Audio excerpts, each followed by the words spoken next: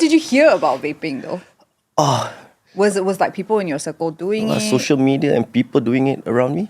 Yeah, I wasn't influenced by the vaping actually. I was influenced by the amount of money that I can save. Yeah, back then because I was unemployed. I was like back then we get the assurance package, like the 3,000, right? So I thought it was a good way to like save some cash lah by vaping and hopefully also to quit smoking.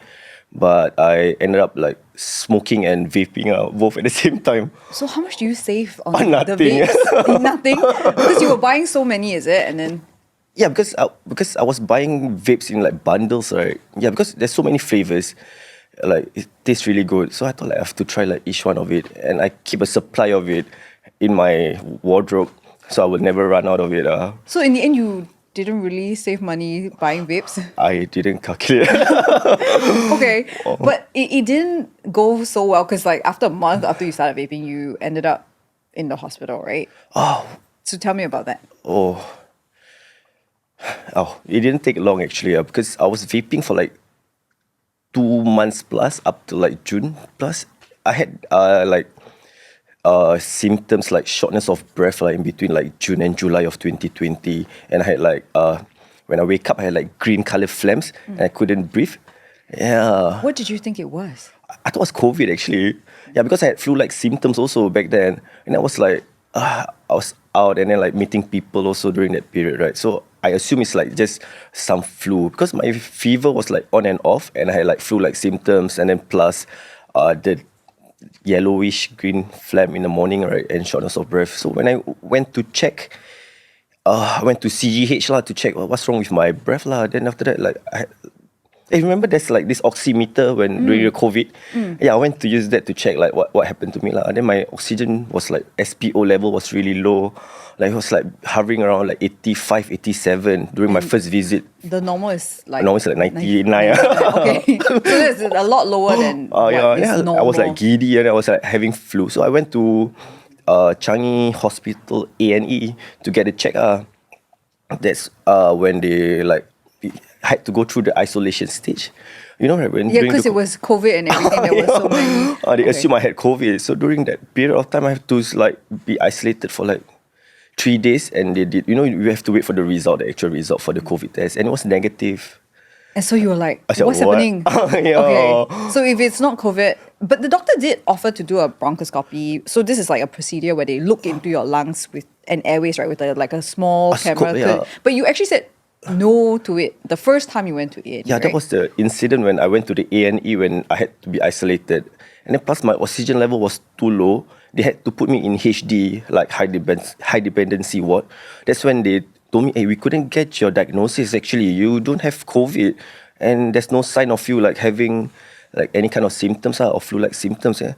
I say, then what's going to happen? She said, I think we need to do a bronchoscope. I said, why bronchoscope? I was like, paranoid because they told me the whole process, right? I have to be put into sleep. Like, you know, they have to like sedate me and then tube me. I was like paranoid. Like, hey, couldn't this like heal itself? Because I don't know. I was like from vaping or what? Yeah. Did you think it was from the vape? So, because how often were you vaping at that time? You want me to be honest? Yes. Please, we're very honest on this show. Yes. Okay, I'll be like interchangeably because the vape is like odorless but it tastes good, right? Because of the flavors and the feel. And then like I had my cigarette and my vape like all day every day. If I don't smoke, like I just take puffs, just sit down and zone out. Oh, so it was constant. So it was either cigarettes or it was either vapes.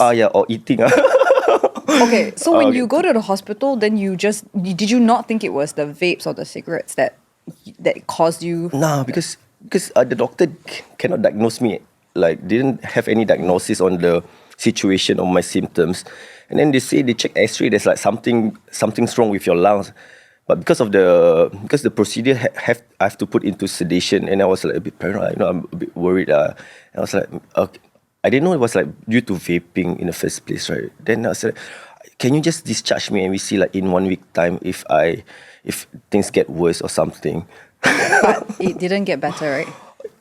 It didn't. I had to rush through the following week. So 1 week later you went back to the hospital? Yeah, again less than a week actually. Once they discharged me. And then like a few couple of days, because I'm back right at home. What else I do? I vape again and smoke. Okay. Yeah, and the symptoms got worse. Yeah. So you went back to the hospital the second time now. That one was like the rushing part. At that point of time, I thought I was gonna die already on bed. Oh, it was that bad? Oh yeah, I was like I was like couldn't breathe like really. I was like, hey dear, I told my wife, hey dear, I think I'm gonna die. Yeah, what? Yeah, I cannot breathe. I think I might die. Then she took the oximeter. And then I was like, it was 75 my oxygen level. I was like, oh my god. Then we said, hey, just call Gojek. I don't know, pay $400. For the ambulance. Yeah. So when you went back to the hospital, you were actually diagnosed with this thing called PAP, right? Yeah, so it's correct. a pulmonary alveolar proteinosis. And so basically it's when protein and fatty material build up in the air sacs of the lung, and it makes breathing difficult, which is Yep. what you were experiencing. Yeah, like drowning.